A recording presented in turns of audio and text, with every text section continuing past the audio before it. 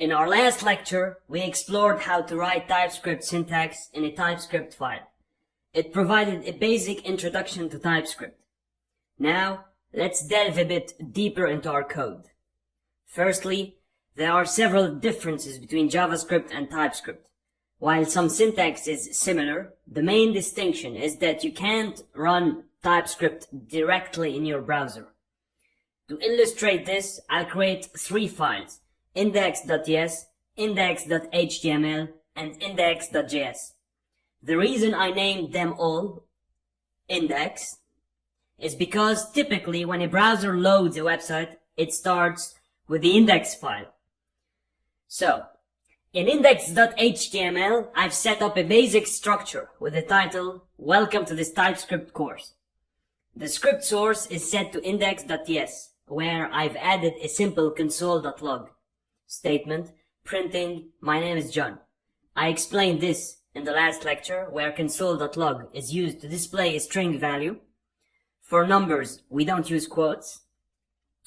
Alright, now, if I try to open index.html in my browser and check the console via F12 or inspect, I see an error message stating "refused to execute script from file index.ts because it's MIME type not executable." This indicates that we can't run TypeScript directly in the browser. To resolve this, I'll change the index.ts to index.js, add a console log statement with hello world, save it, and refresh the browser. Now the hello world message appears. This demonstrates that JavaScript files can be executed directly in the browser. TypeScript, on the other hand, needs to be compiled into JavaScript first. It's considered a superset of JavaScript. To verify the console log result, we can use the node command in the terminal. Note that you need to have Node.js installed on your system for this to work. Running node index.ts immediately displays the "My name is John" statement in the terminal. In summary, this basic lecture showed how we can use the console to check the results of our code.